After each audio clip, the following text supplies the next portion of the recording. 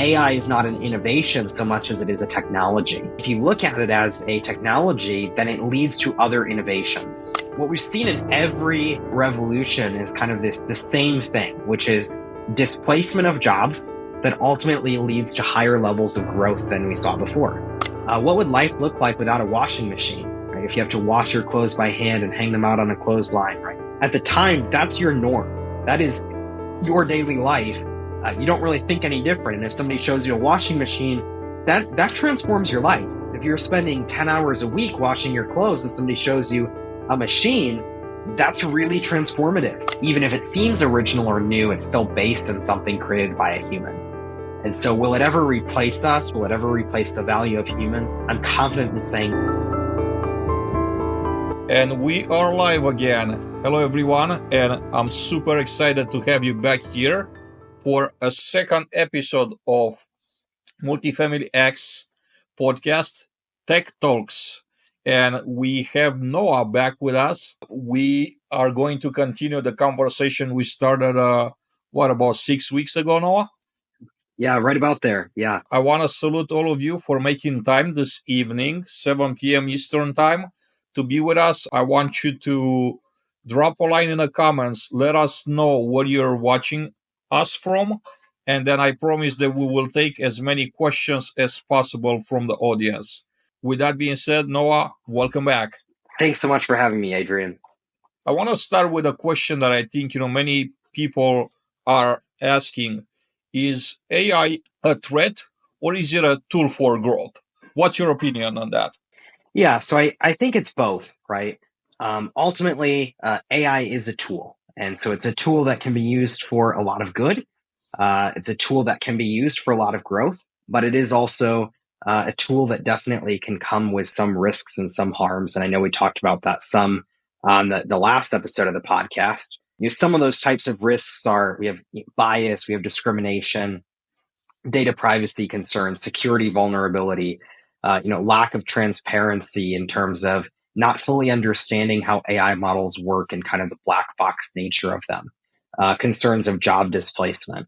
But then on the kind of opposite side of that, AI is an incredible tool for growth as well. There's a statistic by Precedence Research where they've projected the AI job market at almost $3,700 billion by the year 2034. So we see incredible growth coming in there, a compound annual growth rate of over 19%, advancements in pretty much every industry powered by AI. And so there's really a lot of growth that we see from it, but there's definitely also some risks that come from it. What I'll say on the risk side is I hear a lot of misconceptions about AI, right? I hear kind of these very extreme statements of AI is going to replace all human jobs, or even more extreme, AI is going to replace humans, right? Or AI is too complex for regulation. And I think these are probably some topics we'll get into in more depth tonight. But some of those extreme statements can be a little bit misleading, right? And so at the end of the day, we have to recognize it is a tool. It does come with risks, but it also comes with a lot of potential for growth. Now, let's talk about the alignment. How do you see the alignment between AI and humans? This is a question that's really difficult to fully answer because alignment means something a little bit different to each person. Right? And so when we think about alignment between an AI model and humanity, the way I really like to think about that is how do we build AI models that align with human goals and interests?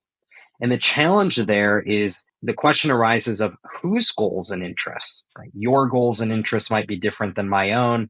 Adrian, you and I live in the same state, right? But for people who live in a different state or people who live in a different country, those goals can become even more different. And so this issue of alignment gets really, really complex.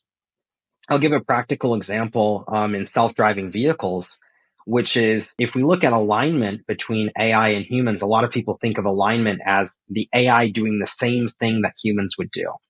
And so this question gets raised of, in autonomous vehicles, should the AI model be allowed to disobey the law? Should it be allowed to speed? Should it be allowed to run through a red light? Right? These are things that human drivers do. And there's some scenarios where people may even argue that it's not safe to drive the speed limit, right? If traffic around you is driving significantly faster. And so there's this question of, does alignment mean that the AI model does the same thing that the humans do? Because if so, we could actually be programming models to do things that are unethical, to do things that are illegal, to do things that are immoral. And so most people would say we don't want to do that we don't want to build an AI model that directly models humans, at least not every human equally. And so this raises kind of a question of how we develop these standards around what is beneficial and how do we build and program that into an AI model. And so the question becomes, how do we fix these problems? And there's no one good solution to this, but there's a lot of little components that add up. So one of the biggest ones is just maintaining human in the loop, right? And that's a phrase that's used to refer to actually keeping humans in the loop of these conversations, right? Referring back to the goal of we're building models that serve humanity. And sometimes that gets forgotten. And so as simple as it sounds, to keep humans in the loop and go, is this tool usable and useful to people? That's first and foremost. But there's also additional things like developing and establishing accountability frameworks, monitoring and auditing of AI systems. A big one is AI literacy. Just making sure that people understand what AI is, what it's capable of, and what the limitations are. That's one of the reasons I love doing events like this, right? Is because the AI literacy component to the general public is really, really important. Interdisciplinary collaboration. The more people that you have involved and represented in this, the more likely you are to reach some form of collective alignment. And the last point I'll make there is that there's a lot of work being done on transparency in AI models. It's called explainable AI often, or XAI. Fairness, bias, privacy. There's a lot of different things here that we can all agree on. We all want AI to be private. We all want AI to be secure with our data. Right? I've never met a person who says, I would like for an AI model to steal my data and use it in malicious ways. Never met a person who said that. Now, people may disagree on how we accomplish the goal of building a secure model. But ultimately, the goal remains the same. There's a lot of things that we all kind of want. And so starting there is a really good place for alignment. A lot to unpack out there. What can you say on regulating AI? What's the government position, the official position on regulating AI? And are they anywhere close to understand why AI is? Because I'm seeing just as a layman, as an end user, I'm seeing it like how fast it evolves and how many areas of the world, like of our lives, is like literally taking over. I can't even imagine, comprehend like the speed of which it advances with. And government is known for not being the fastest, to act on that. So what's your take on this particular topic? Yeah, you're 100% correct. Government's very slow at regulating AI. Regulating AI is very challenging to do. Regulating any technology is challenging to do, but AI in particular. And there's a few reasons for this. And I think there's a lot of criticism of the government in general for their approach to regulation on technology. And these are very complex issues in terms of how you build regulation. One of the issues is that, as you mentioned, the technology is changing very quickly. It's changing, literally on a daily basis. And so writing any form of regulation that is sustainable for the next 20, 30, 40 years is very challenging to do.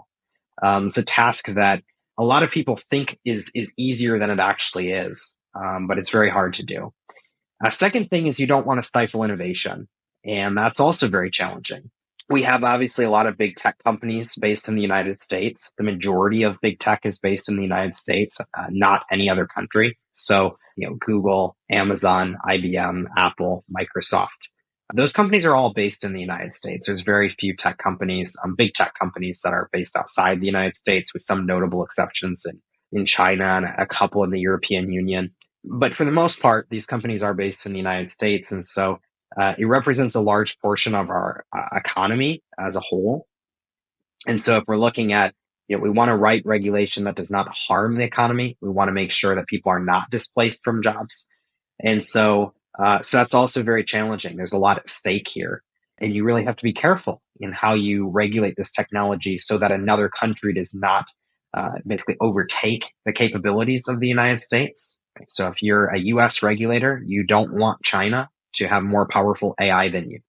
If you start putting restrictions on the types of AI that can be built in the United States, it provides opportunities for other countries to exceed your capabilities. And so that's another challenge of regulation. When you regulate, you inherently have some loss of innovation. The third challenge of regulation is that it disproportionately impacts smaller and medium-sized businesses. So the large companies might be able to comply with this a little bit easier. They have in-house legal teams and compliance teams. They have data privacy officers and things like that. But for the small companies, for the people building open source models, for things like that, it becomes much harder. And so those are some notable reasons why regulation is challenging. The only country that's really approached regulation of AI head on in some form of a really meaningful way is the European Union. They proposed the EU AI Act, which is basically a risk-based regulations approach for AI systems. And that's very notable because of GDPR on the data privacy side. GDPR was enacted in the European Union, and since then, the vast majority of countries have some form of GDPR enacted, even outside of the European Union.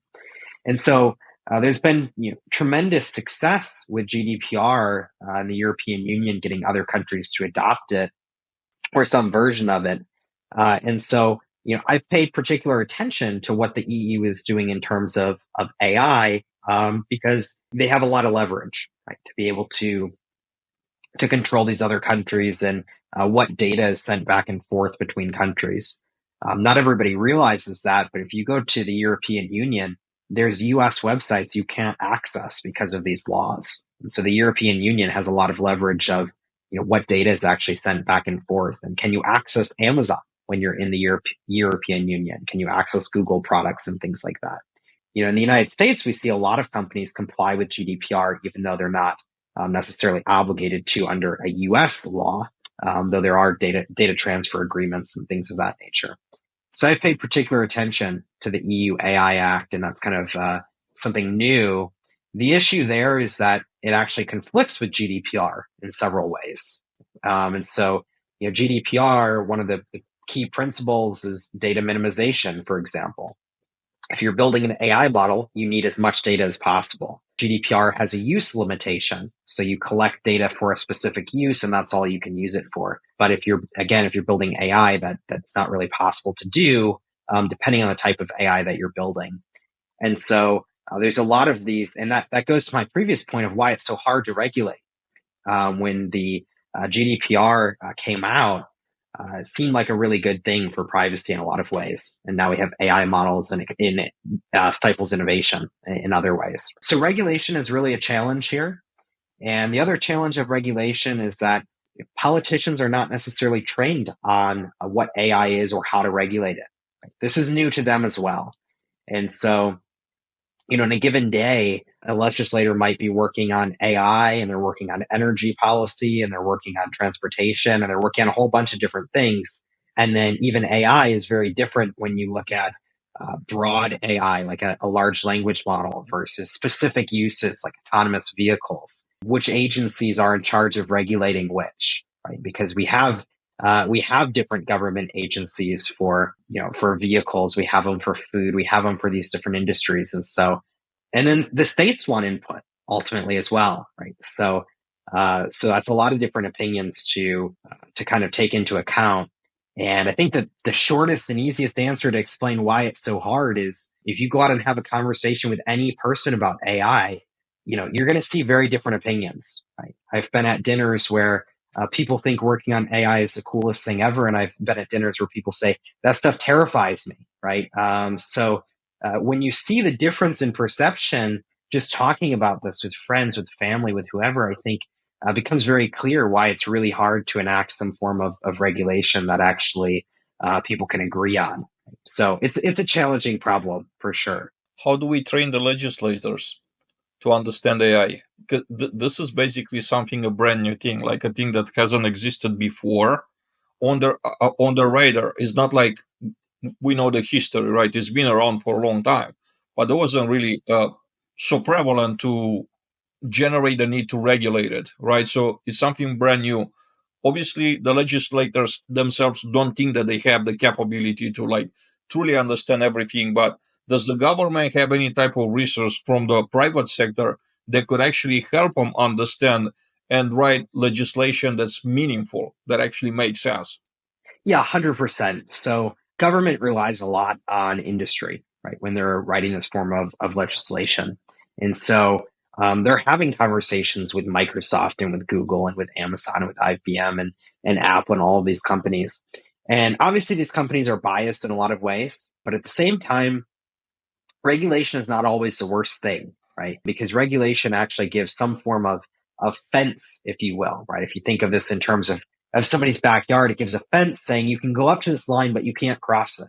And it actually gives them some form of legal permission to do that, right? So there's definitely cases where we see people from these companies, executives pushing for regulation. Right? And one of the big reasons they're pushing for it is because they want to be part of writing it. Right? They don't want to have legislation that they can't actually operate under. And so these private companies are very willing to have conversations and say, here's what we think regulation would look like. And there's a lot of technology advisors that are involved in this form of legislation as well. There's definitely a lot of people from kind of private industry that are engaged in these issues, and I think more than a lot of other technologies, they're engaged early on. So, with social media, for example, there was not really a push for regulation until after they had kind of proliferated into society at large. And with AI, we're seeing much earlier people calling for regulation. And so, in a lot of ways, there's positives here, right? There's definitely positives here.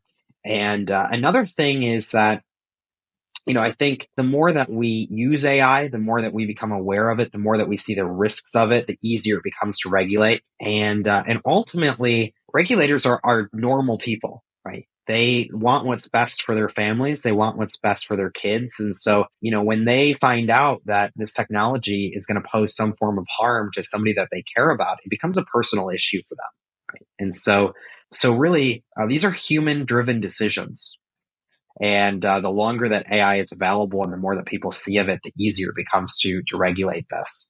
And the last point I'll make on that is that there's work being done in making these systems more explainable and more transparent in terms of how they're making decisions and how they actually work. And companies are becoming a little bit more transparent in sharing information in the open source movement, how they put out this information. And I think that's really helpful as well, right? Because when they put out more information about how the models work, how the models make decisions, it becomes easier for regulators to understand it and understand the risks and harms of it. And so that can be really helpful as well. You mentioned the self-driving cars just a few minutes ago. I was in Phoenix just last week, and there's a service out there, Waymo, that Yeah. it's like taking over the city. So here's my experience. We're at the airport. I'm with a friend. He orders an Uber. While we're waiting for the Uber, it's like a 7-8 minute wait. We've seen those cars like coming and leaving, the self-driving cars. He has the app. He's like, man, I wish we would have ordered this car to see what is it like. But now we ordered Uber, so we're waiting for the Uber. Finally, 2-3 minutes before the Uber showing up, the driver sends a message. He cancels the ride. Great, this is our opportunity. We ordered this Waymo service. He tells us he's gonna be there in 4 minutes. These cars, don't have a driver. The driver is not canceling anything on you. The optimization is like incredible. I had friends because we actually filmed, being my first experience. I filmed it with my phone. I took several videos, and the experience, it's amazing. I had friends asking me, were you not afraid to just like use this? I said, you know what? Not for a second. I hesitated. Yeah. I never had that fear. I jumped right in. I enjoyed the ride, even at night. And I did this on purpose because I wanted to see what's the experience like at night. And I've sat in a front passenger seat, and I took a video. I had to say it's pretty amazing. Like, I'm incredibly impressed. So the point that I'm trying to make here is that this technology is taking over this market, the Phoenix market. Soon enough, they're going to put Lyft and Uber out of business. There's no question in my mind that that's what they're going to do. First of all, their cars are like Jaguar. So, they're very high quality cars. The driver doesn't cancel on you. He's not playing loud music or music that, bothers you. He's not impolite, rude, or anything. You create your own experience on your app. You could choose the music the temperature that you want. This is another thing that I have as a user. Like, drivers would like not use the proper. I'll say the temperature that would make me comfortable. If it's a little breeze outside, they'll rather open the window to save a few bucks. With this, there's no such a thing. Like, no friction. It's zero friction. So this takes me to the disruption that AI creates in a world. How do you see the AI impact on economy, like short term, mid term, and long term? Because this is just an example. Like, Uber and Lyft, they haven't been around for long, for too long, only for a few years. And they already been put out of business. As this network like catches other markets, the, again, there's zero doubt in my mind that people will ever use Uber or Lyft again.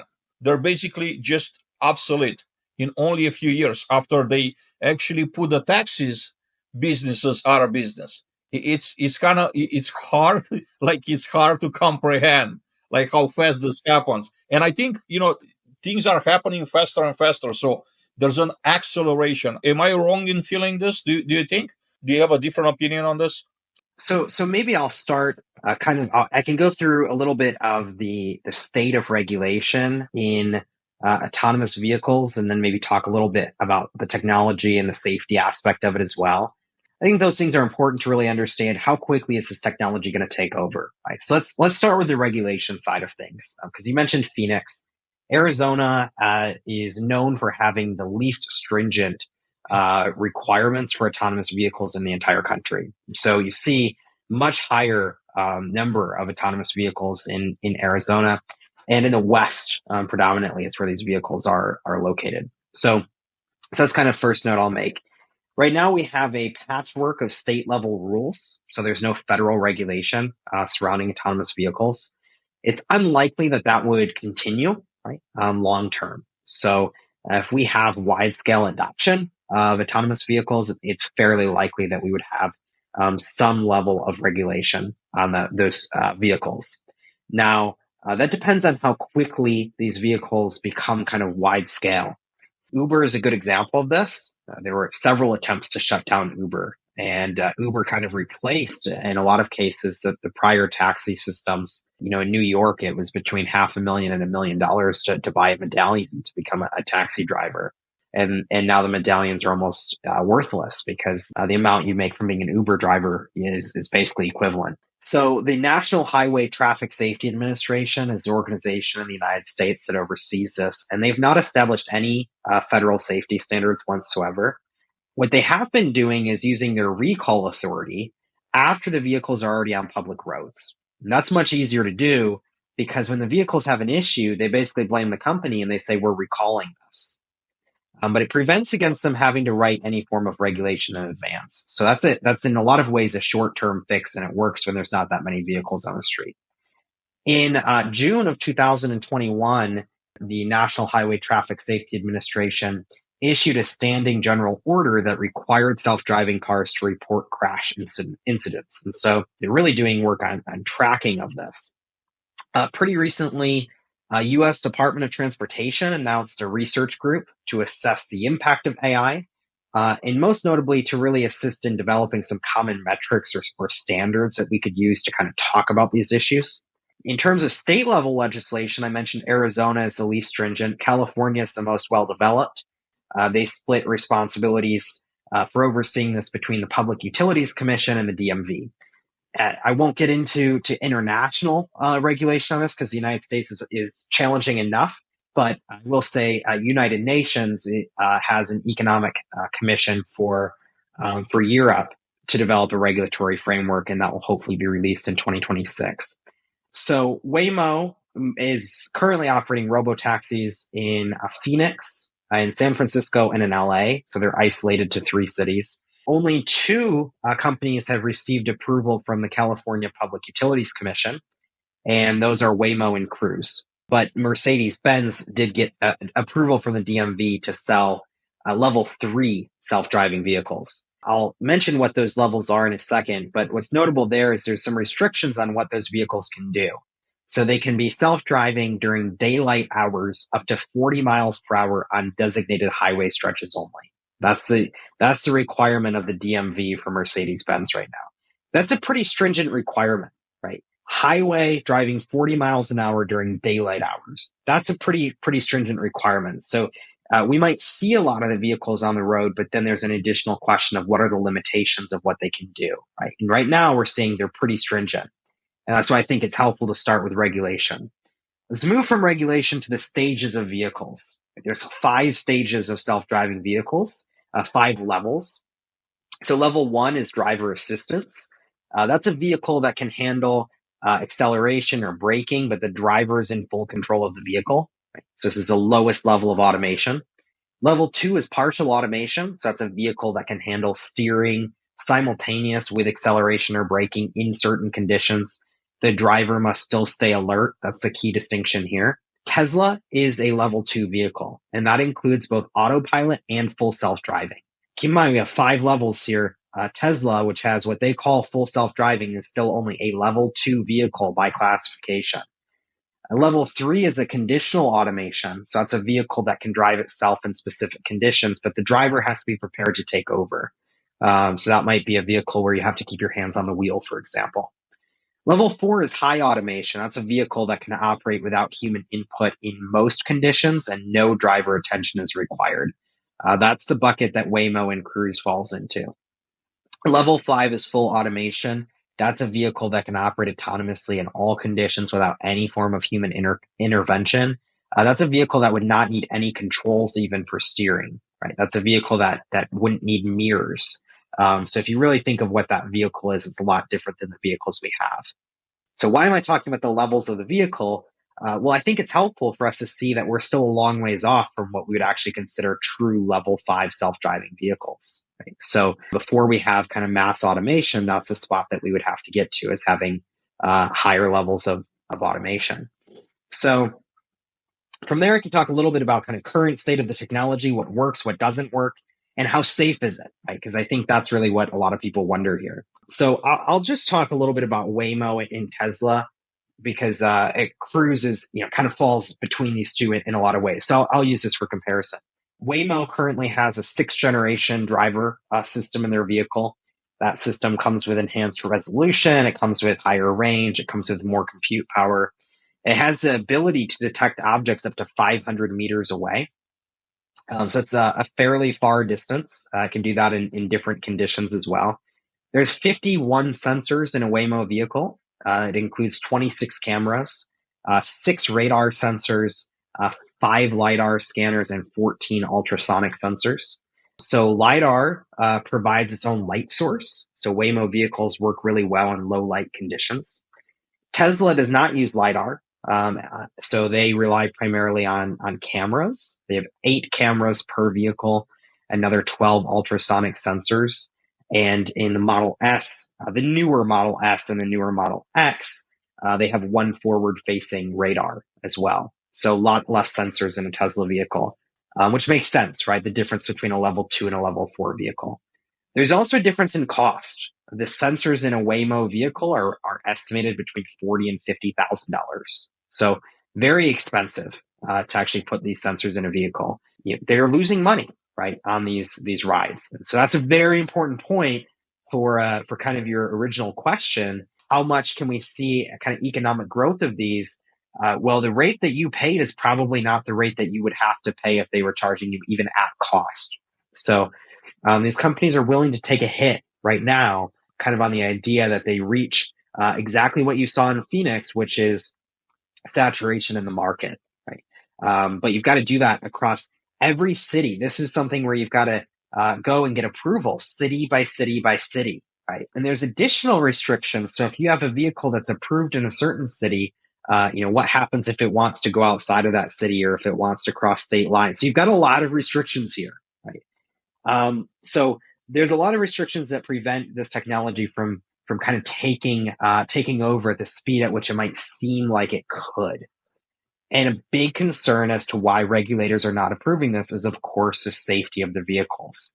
So let's look a little bit at the safety side, right? This is something I've gone really in depth on over the years, just doing some work on atomic vehicle systems. So I'll throw some data points out there.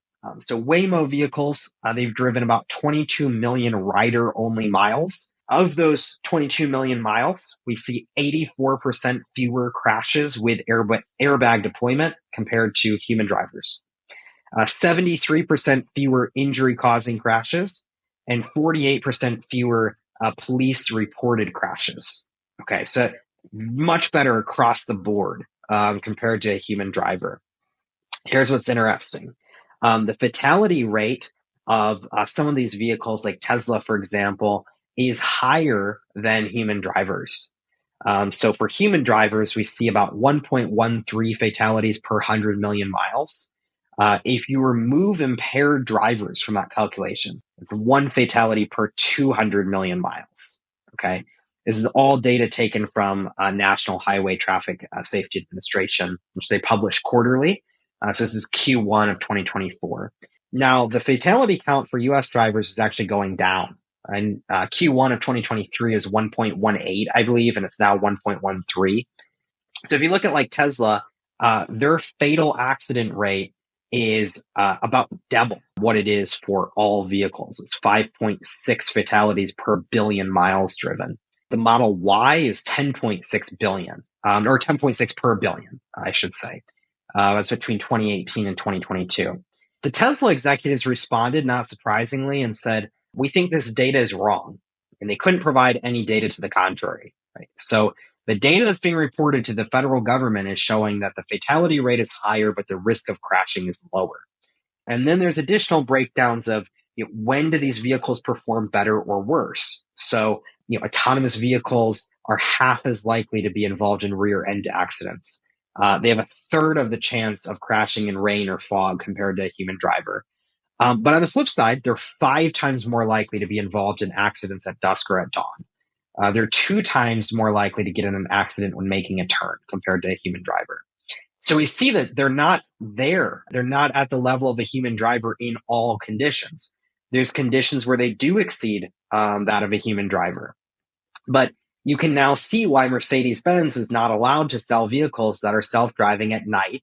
And it's because they're more likely to get in a crash, 5 times more likely to be involved in an accident than a human driver. That's significant. But the flip point there is Mercedes-Benz can't improve their model of the self-driving vehicle if they don't have enough data at night and in the dark and enough miles of testing. So we have this inherent conflict there, right? And that's challenging. No regulator wants to knowingly put a vehicle out that they know is 5 times more likely to crash than a human driver. And so they're largely okay with it during the day, during conditions when it works well, but maybe not so much when they think it has a higher risk. The last point I'll make here is that we just don't have enough data. I mentioned that Waymo's safety metrics is about 22 million rider-only miles. That seems like a big number, but it's really a very, very small number.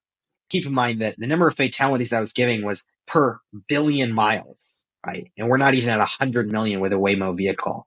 And so the numbers are very skewed, right? We can say based on 22 million miles that there are fewer crashes with airbag deployment. But that's compared to all vehicles and all drivers, right? So what we have to realize there is that there are certain portions of the country that are harder to drive.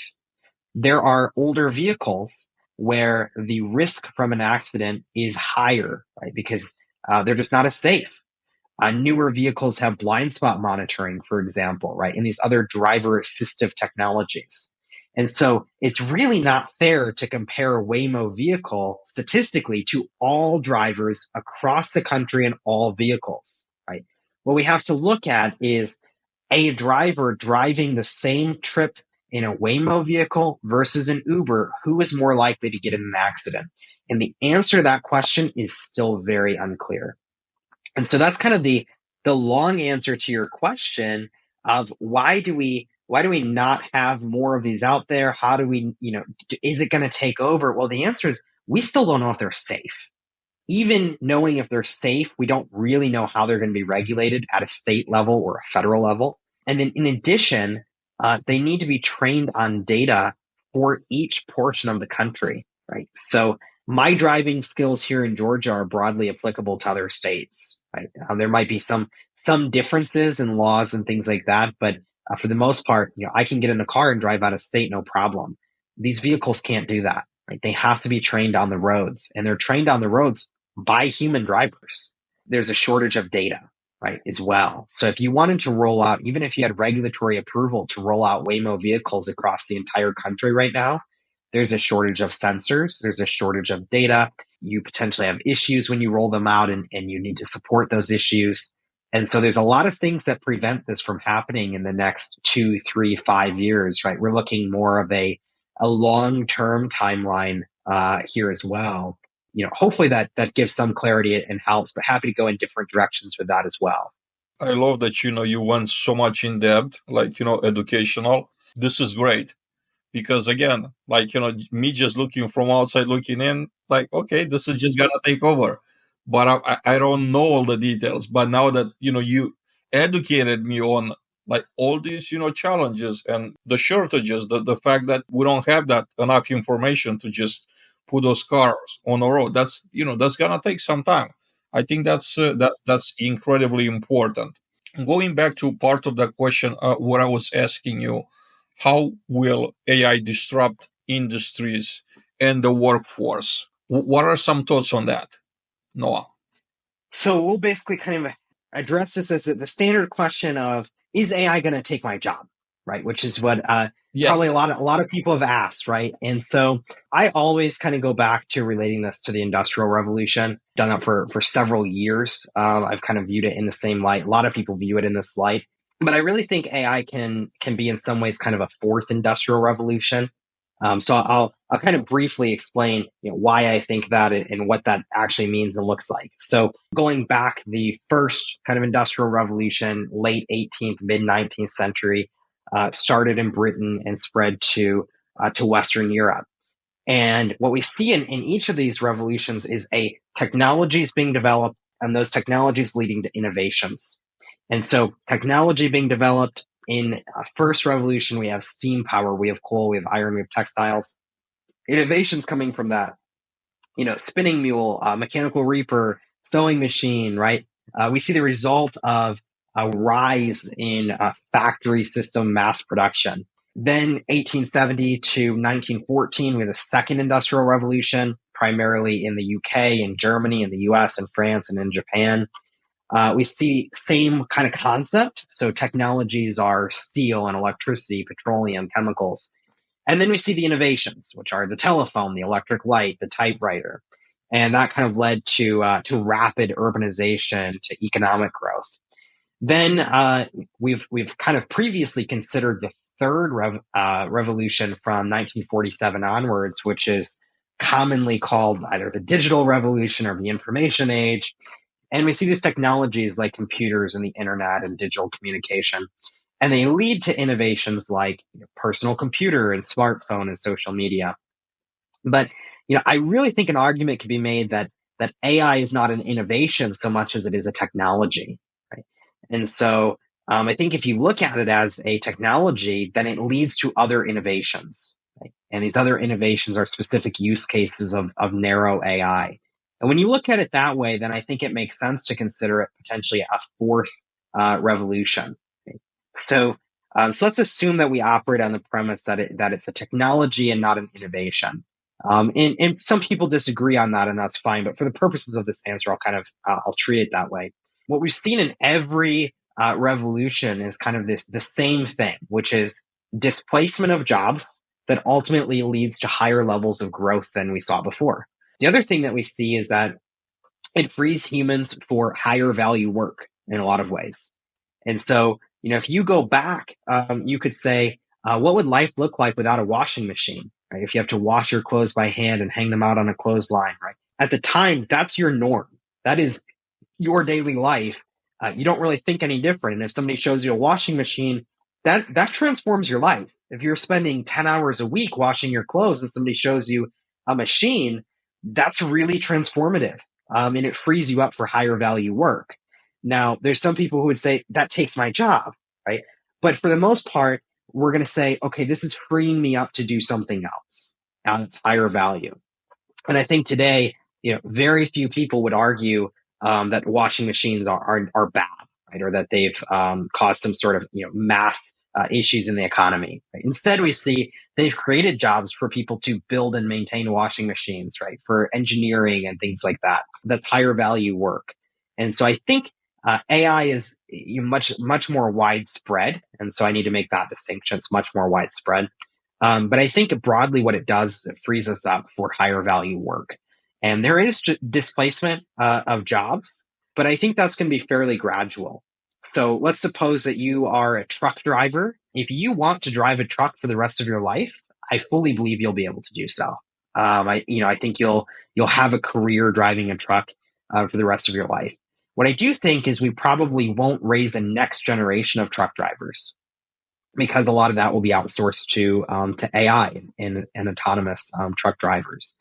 And so then you could say, well, in that case, those people have the ability to learn how to develop these systems, to learn how to even to train the systems in simulators. Some people would say, is this a positive thing, right?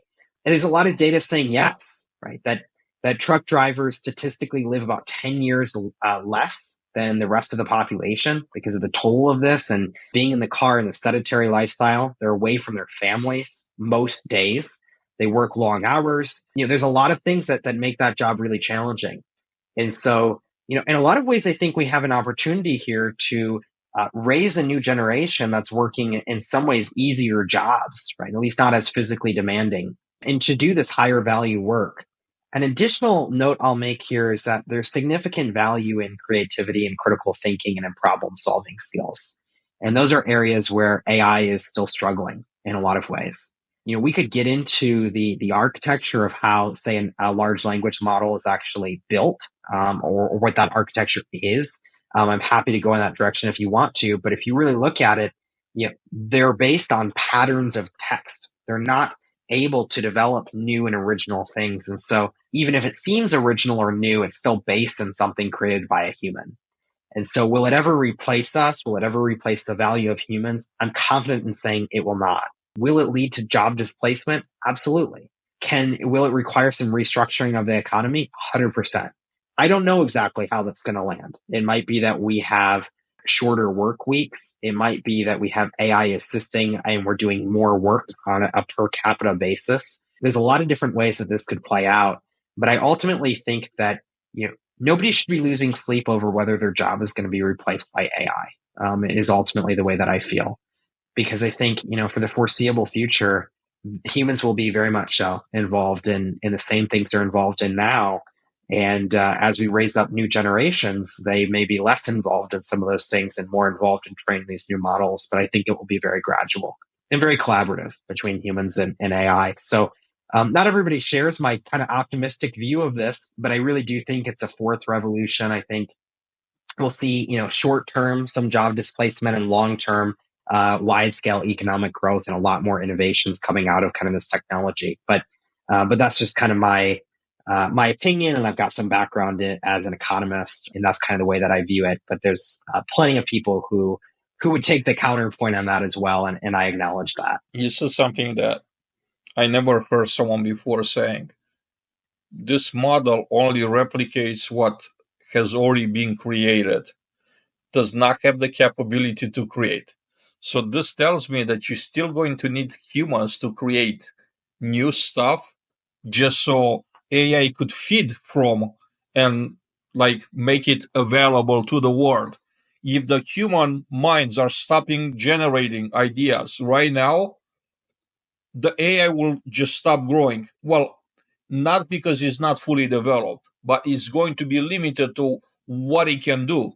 Because if there's no more information, no new ideas from the humans to feed this huge machine, it's just gonna stop at some point. Like that capability is gonna be limited by that. So we are the fuel that is feeding this huge machine. That's actually something that's very hopeful for the human race.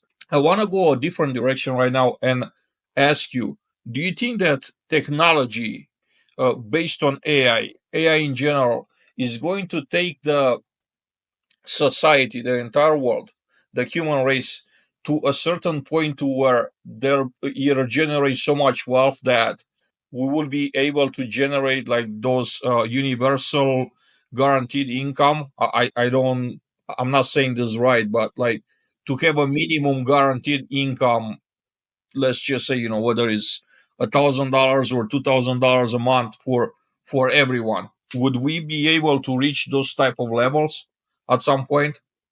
I personally don't think so, and there's a couple of reasons why. For one, I think one big thing is that we're seeing more data generated on an annual basis now than has existed or been generated in all of society to date. Right? So that's a tremendous amount of data that we as a civilization are generating every single year, and now with AI, it's even more, right? And so there's a lot more to read through. There's a lot more to sift through. There's a lot more that I, as a human, have to go through it and kind of analyze. And those actually take longer. And so you see kind of more content, more articles, more social media posts, right? A lot more things coming out. And I think that at a certain point, it all becomes noise, right? In a lot of ways. And so how do you break through the noise? One way is on the social media side, for example, right? If you're writing text and all the posts that you see are written by AI, the one video post stands out to you, right? And eventually we may have deep fake videos and things like that. But, today, sure, those things exist, but I'm just saying at kind of a high level, most people are not using deep fake videos today for their social media posts. Some are, most are not. That video content stands out. Well, video content takes longer to create than written content, right? And so now I have AI. I could use AI to write, but if I want to stand out, I still have to create something different and do something more unique. And so in a lot of ways, what I think this does is it forces us to think differently, to think creative about problems. I don't think it necessarily it just kind of takes hours out of or gives us hours back into our day. Right? Takes hours off of our plate from tasks. And really, there's a couple of reasons for that. One would be, I don't know so people actually want that. Right? I think a lot of people say that they want that, and then they don't really know how to spend the extra hours because we have, as a society, have really become accustomed to working long hours. So that's one reason, I guess, one component. In addition to that, I think it's more likely that we're going to see greater advancements in technology where AI kind of becomes ingrained in a lot of these technologies as kind of a fundamental tool or foundational model, is what a lot of people are calling them. And when that's the case, then it becomes an assistive technology. And assistive technologies historically have not had wide scale impacts on taking people out of the workforce. So an example that I would give there would be, like autocorrect, right? Or tools for functions in Excel, for example. Those tools are very helpful, right? But now we have data scientists to work on Excel models, right? So, when we started having spreadsheets and things like that, there was an argument that was made, which was that spreadsheets were going to replace people working in finance, that it would replace people working in business analytics and things like that. And instead, what we've seen is whole new fields that have come for people to specialize in working with Excel sheets. Now there's people that sell Excel training courses, for example, right? And there's people who teach classes on that. And so it's created whole new kind of markets as well. So I think there's been a lot of tools that have come in the past where it's now just ingrained in kind of the way that we perform existing jobs. It's maybe led to some new jobs. And I think that's very likely with AI. There will be some people who work as AI engineers, sure. But for the most part, I think AI will kind of become a tool that's used in a lot of different jobs. And it maybe saves time, but more than that, it allows us to do more powerful things. Excel allows you to find patterns in data that you might not find if you're using pen and paper. And so it allows you to accomplish more, but I don't think historically we've seen many examples where a technology like that actually leads to you working fewer hours. And so just based on the precedent there, that's kind of my basis for formulating my opinion. But I don't have a lot of data to support it outside of kind of, examples of the past and how it's played out historically. I like to talk about another limitation of AI. It's the energy that it consumes in order to expand. I heard, and you correct me if I'm wrong, but I heard that actually Amazon, I believe it is, and Tesla, they're getting their like paperwork with the government so they could build nuclear power plants to feed huge data warehouses that are actually supercomputers and servers that are actually housing and they're actually helping at building these like incredibly powerful AI machines. Am I correct in saying this, or where am I going wrong if I'm not stating this the right way? Yeah, no, you're definitely correct. Yeah, it's very interesting, right? There's a huge question of power here, and we could go even a little bit more broad than that and just say hardware. In October of 2023, I had written a paper that's called an analysis of the increasing processing power of modern microprocessors. And it was a paper I had started in 2022, and it was basically talking about this exact issue. Historically, we've had kind of this idea of Moore's law, which estimated the rate of increase of processing power relative to cost over time. And it was based on a given number or variable number of biennial periods. And Moore's law no longer really holds, right? And so these chips are becoming more and more computationally intensive. And there's a lot of questions of whether that's sustainable or whether we need different forms of energy or whether we need different forms of chips, right? Or both. And so that's kind of the heart of this debate here is the current chip architecture sustainable or not? And is the current type of energy that we're using to power this sustainable or not? Noah, we're approaching the top of the hour, and I want to take the last few minutes that we have left to just kind of start building a segue into our next conversation. I think a good conversation topic for our next episode would be how can businesses leverage AI today?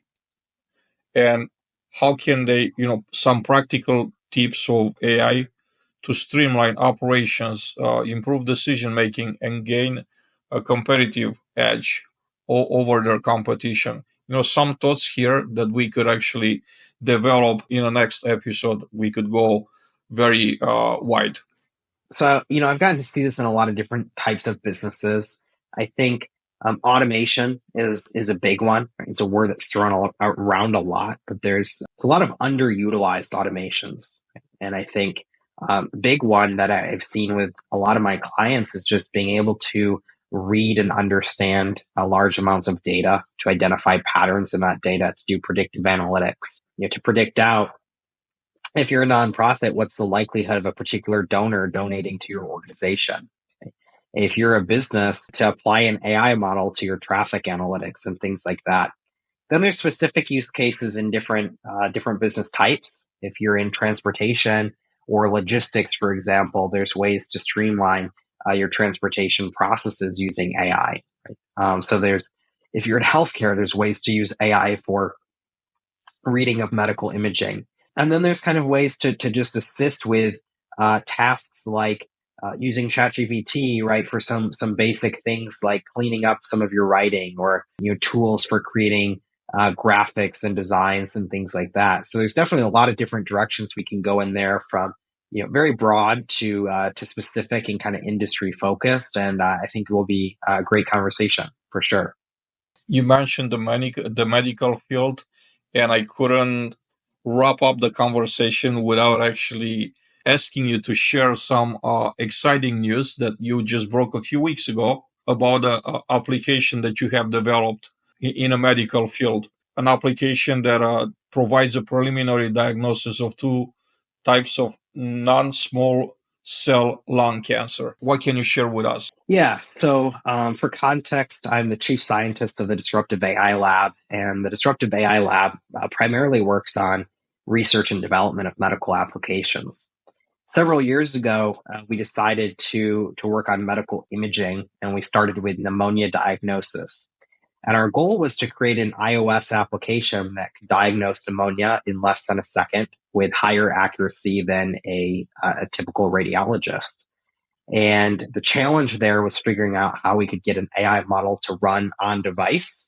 We wanted to be HIPAA compliant. We didn't want to send any data to the cloud. So that was something we ended up receiving federal funding, and we were able to accomplish that goal. We developed an application, an iOS application that diagnoses pneumonia with about 97% accuracy.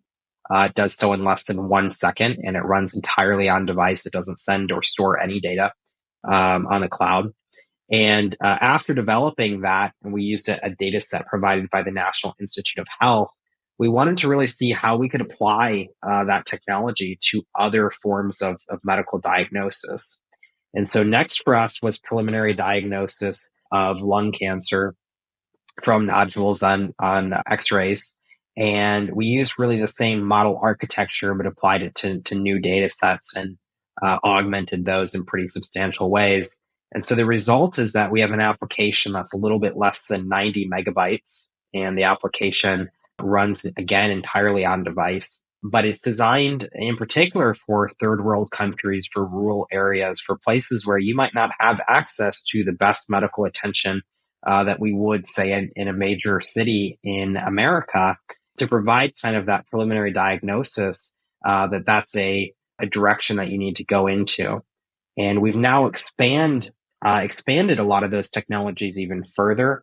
Most recently, we've been working on medical diagnosis for preliminary cancer treatment and different levels of cancer treatment, using AI to actually for CRISPR, which is a method of editing the human genome. And the primary challenge when using CRISPR is determining where to cut, so you minimize off-target effects of cutting in the wrong location. And so just a couple of weeks ago, we released some additional research on using AI-driven models to actually determine where to use CRISPR to minimize those off-target effects for targeted therapeutics and cancer treatment. So we're using the same architecture for a lot of different types of medical diagnosis, and now we're actually moving from medical diagnosis into medical treatment, and starting with cancer. So a lot of exciting things that we have, over the past couple months, been able to release with the general public, but also, forthcoming things over the next 6 to 12 months as well. No, the problem with having you on a show is that with every single answer that you give me, I get like more excited.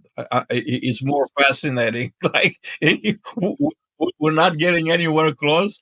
We're just expanding, and this is an amazing problem to have. You're a brilliant individual. I'm super impressed with the width and the depth of the information that you're sharing right here, and you're basically like bringing so much light into all this topic that's AI. So I look forward to our next conversation. Let's set up a date and let's start putting it out there and just let the audience know when, how soon we could do it. I'm actually eager. Can we start in 2 days from now, which is Thanksgiving, 2 days from now? But I'm super grateful about these conversations. I truly am. And there's just so much value here. Like it's real value. It's not, I think that, just some layperson, giving their opinion on AI, you're a scientist, you've developed amazing things.